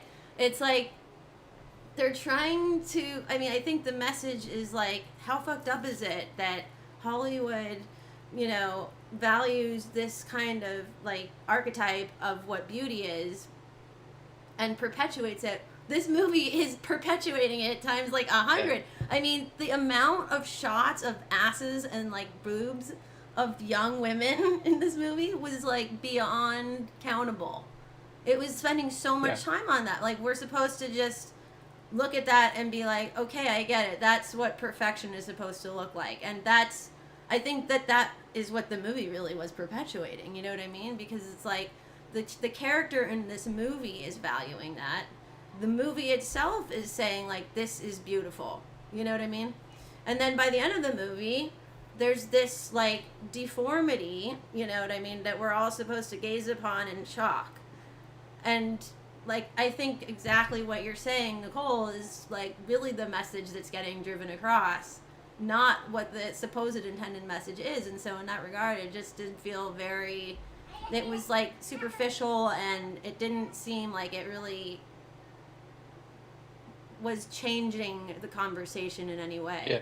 You know what I mean? For like, sure. And in that Yeah. regard, I was just like, whatever, I'm just going to enjoy the practical effects because they were fucking cool. Like, So I good. actually did think that They was... really were. The first scene where she transforms, like where the body is like being born out of her back, Yeah. I was like, oh shit, this is pretty cool. And I was like, Yeah. this is some good practical... I mean, I was convinced that they were practical effects. Oh, totally. They were almost it felt almost entirely. There were like a couple things that I clocked as like CG, but I think there were a couple moments where I was like, oh, wait, never mind. towards the end, but like Yeah. a lot of Yeah. it was practical for sure. Yeah, and I In really the appreciate credits, there was that. like 4 teams. What? There was 4 teams special in the credits. There were like 4 teams of special effects. I'm really Like you can stoked tell there was a about- lot of thought put into it. Yeah. I'm so psyched that there seems to be a real revival and like demand for practical effects again in films, because I was so bummed for the last like 20 years about all these Yeah. like action movies and adventure movies that would come out, and they all look the same. You know, and I Yeah. don't give a shit because they're just all a video game. Well, you it know just, what I mean? It, It's all it of removes you CGI. from, yeah, it removes you from the reality. Yeah, of it. but I used to be excited about movies that were like action adventure movies, you know, like, I don't know, Indiana Jones, Yeah. that sort of thing. Like, I was so excited about those kinds of movies, and then when those kinds of movies started coming out, I just couldn't give a shit less because they all use CGI. But now, I'm excited again because there's starting to be a lot of cool stuff that's happening visually in movies. And I was going to say in that movie, The Feast, sorry, different subject, but there was some kind of fun practical stuff going on in that. What else? I watched another movie recently too that had some pretty good practical stuff, and I can't remember what it was, but I thought, oh, this is good. Things are starting to pick up, at least. But I think movies are starting to care about aesthetics once again. So I'm Yeah. happy about that. So I really liked that about this movie. But I just felt like, and you know, I think we established it in the beginning, the substance it lacked for me, and it felt cliche. Did you find it funny? No, You weren't laughing? not really. I was just like, okay. And I to be honest, yeah, that moment where she was like trying to get ready after the third transformation and putting the earring on her face, I was like, well, I thought that was like not tender, but more sad actually. Like it felt like it was supposed to be kind of a sad moment. You know what I mean? Like that we're supposed to be like, oh wow, like that she's still. I think that the idea is that she's still trying to transform herself into something that she thinks of as beautiful, because she herself cannot accept her form at this point. Yeah. And so that's the sad part of it. You know, I mean, I actually thought that was supposed to be sad. I didn't think it was supposed to be funny at all. I actually didn't think any of it was supposed to be that. I didn't read any of it as funny. Even the whole blood thing, I thought it was cool looking. I mean, I thought it was like kind of a cool, just viscerally, intense sequence. It was almost like a fun music video. Mm-hmm. Like, I think that I could enjoy it as a music video than like as a movie, because I didn't feel like I was the messaging was trying so hard to drill this idea down our heads. It reminded me of like the Barbie movie, honestly, in that way. It was like the same thing. And I just really, no offense to anybody who liked that movie, I just did not like the Barbie movie. Sorry to say. So none of it landed for you as comedy? What about Not like the really. scene where she's like viewing herself, the younger version of herself, and she's like throwing eggs at it, and I know. You didn't find Okay, I that see funny? that was trying to be funny. I didn't laugh. I don't know. It just seemed a little like, I don't know, kind of. What's the word? It reminded me of like a sort of like a '90s musical type of humor. I don't. Reminded me of like Bette Midler and Beaches or something. Not that which I love that movie, but it just had this sort of, I don't know, it just wasn't for me. Well, The look, humor wasn't maybe for I'm me. in the minority here. I mean, Nicole Van Est in the comments here is saying, I thought it was tender, like Nicole was saying. I related to her hate and frustration. I thought it was a progression. I wasn't surprised by this movie. I felt in a way I had already lived this journey. You know what I did appreciate though was that first shot or the second shot when they're like putting her star on the on Hollywood Boulevard, you know, and it's like all shiny at first, and Loved then like it. it slowly starts to crack and get pizza dropped on it and barf on it. And I mean, that was totally, fun. I mean, that's funny. well, I don't think you know, I've had that thought, like, or I have this weird thing about, you know, being a person who is, you know, trying to make it as an artist and like putting my face out there in different ways. I always get paranoid, like if I have a poster of my band and like my face is on it, I have this fear that like it's gonna get ripped in half and my face is gonna get ripped in half, and then that's gonna be a really bad symbolism for my career path or just like my life path. And I would imagine any drawings on your face. yeah, and, or like, who knows all what kinds of people are stuff. public Yeah. people are gonna do it. So imagine like your name being on a street where people are just like walking and spitting and pissing and shitting and like that can't be a good sign.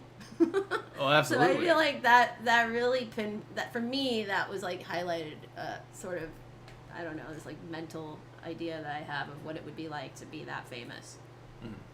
Or, I thought that was a cool way to show just that, I mean, without any dialogue being spoken. Yeah, that was more poignant than the whole movie. the two openings, so there's actually, just before that, you also see the egg split into two. They inject the substance into an egg yolk, and then the egg That yolk was cool. doubles itself, and that's the opening shot, like with no words.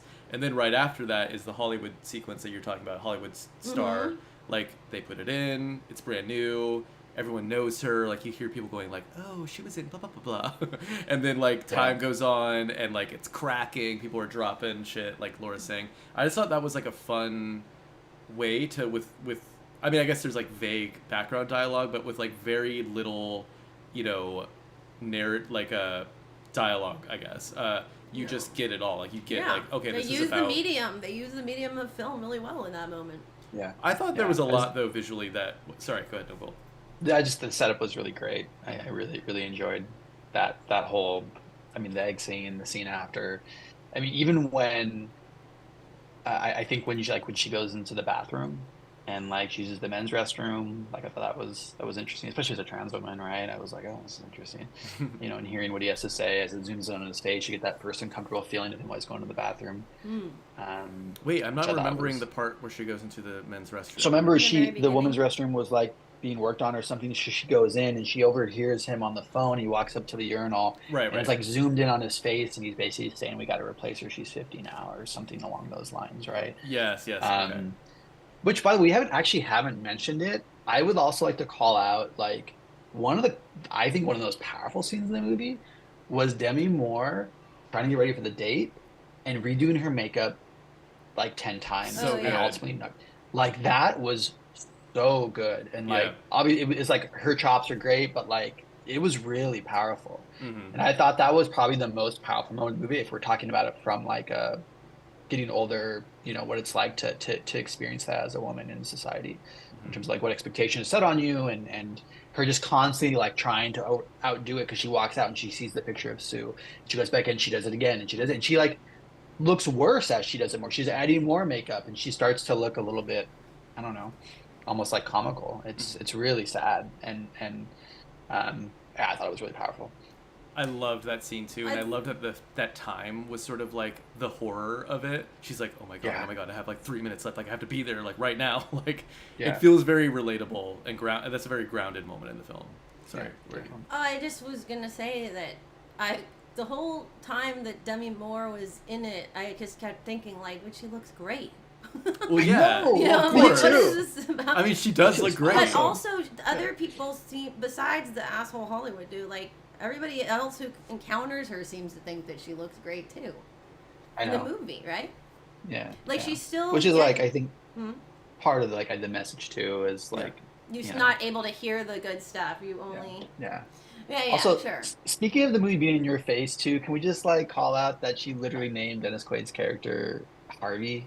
Oh, Like, oh, I didn't notice that. she's just like, I mean, this is like going back to what I was saying before. Like everything she's doing is very intentionally in your face. Like Mhm. it's just a perfect example. I mean, it was to the point where I was kind of like, really?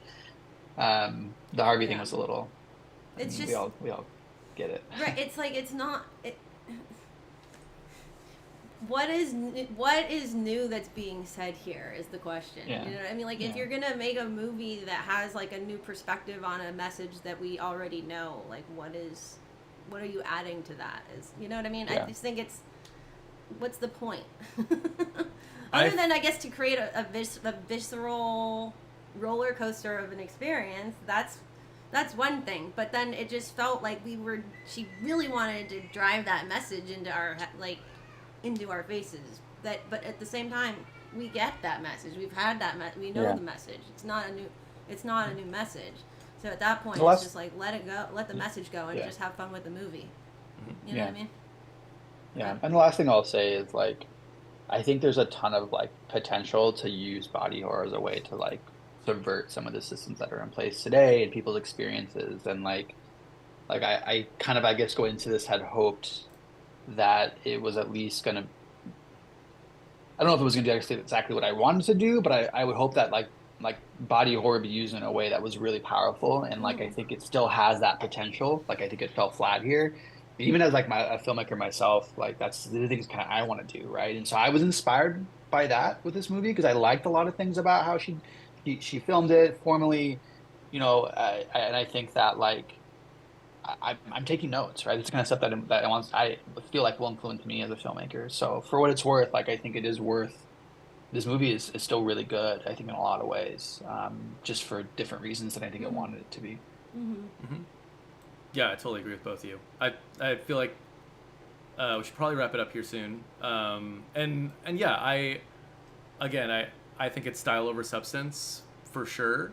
I think it's not saying anything new, Laura. I think I totally agree with you on that. I think I probably connected more with the visceral roller coaster of it all than maybe you did, because I was having a blast. Like I loved watching Demi Moore. I thought she was killing in every scene, and I just think she's like magnetic here. And even though it's not like, yeah, it's beating you over the head, yeah, it's not saying anything new, I think you get it from the first act. I just felt thrilled. I was thrilled through the whole movie. I was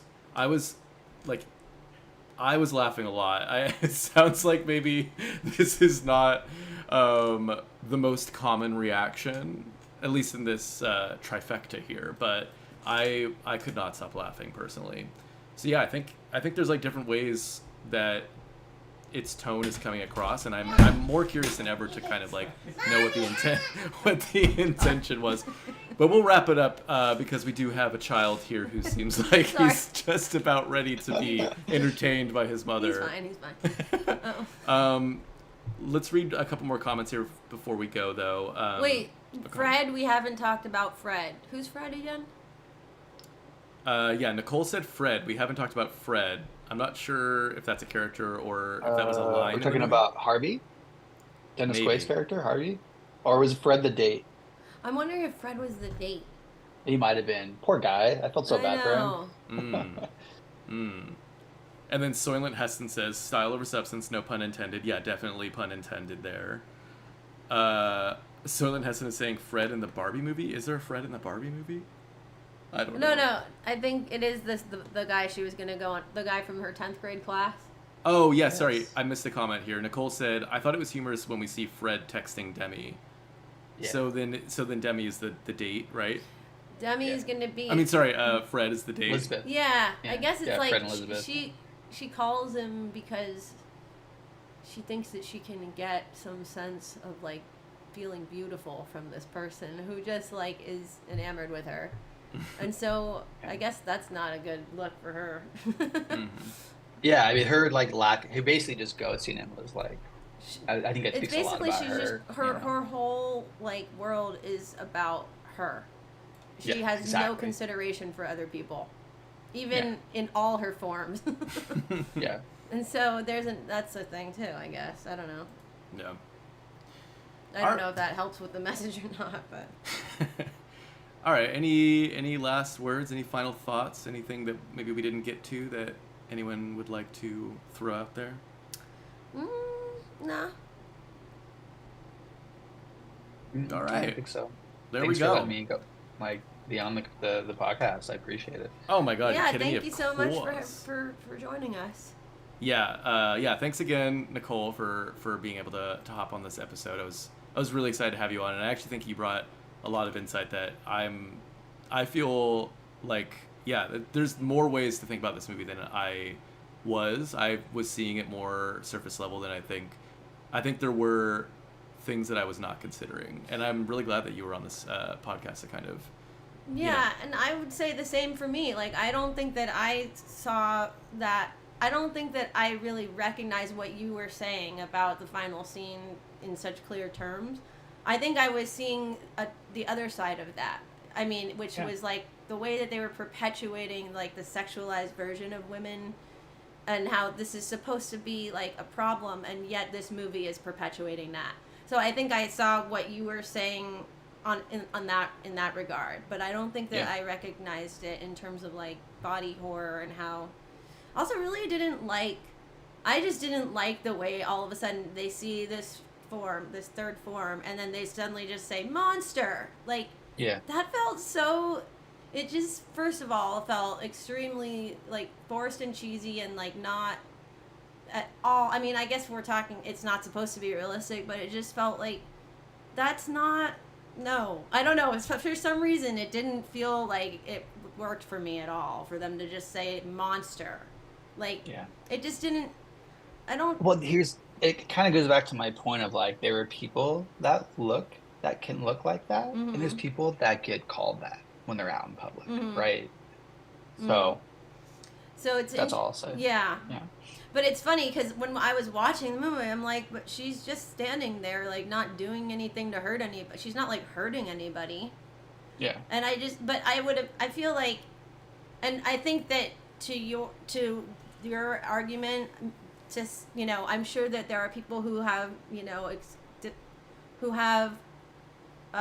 body formation. It's like physical differences. Yeah, physical differences that do get called monster. But for in that scene, it felt like unrealistic to be at some sort of like awards ceremony where they would just suddenly like point their finger at her on stage and call her monster. Like, even in that extreme form. And maybe they're at the same time, and so I think that that's a different perspective completely on what you're saying. But I just felt like that was not the message for me. Didn't work. I was like, what's happening here and why? What's the point of this? Other than to just create like mayhem. You know what I mean? But at the same time, I appreciate your perspective on it too. Because I think that it's a really good point. It makes a lot of sense. For sure. Well, again, thanks for letting me be on here. I appreciate it. I know. I don't know. I think thanks for your time. I appreciate it. Thank you. Of course, I'm really glad you could come. Where do you have a place that you would want to like direct people, or if they want to follow you or whatever you want? I'm on a social media break just for my mental health right now. And I've been on it for 2-3 months now. So I don't know. I want to get through the election and see how I'm feeling, and just kind of go from there. But I do have Instagram. I'm pretty active on Instagram normally. Just my name, Nicole Sgarlato. I have a Twitter that I haven't really been that active on, but it's there. But also like fuck Twitter, so like I don't know if I'm gonna keep on there just because of the whole it's a thing. But I would say Instagram's probably gonna be the best way, and I'll be back on there at some time before the end of the year. So cool. And again, thanks again to Nicole for being on this episode. We go live every other Sunday usually, except lately. So I guess there's no usualness to any of this. But I think we probably should have figured this out beforehand. But look, we'll be back. We'll be back in the next 2 to 3 weeks for another episode. So follow us on Instagram, and that's where we always kind of let people know that we're going to go live that week and the film, so you could watch it beforehand if you so choose. We also go up on podcast services, so if you prefer to listen, you can listen on any of the major podcast services. And yeah, so we will be back in a couple weeks with a new episode. Thanks again to Nicole, and see you soon. Bye. Bye.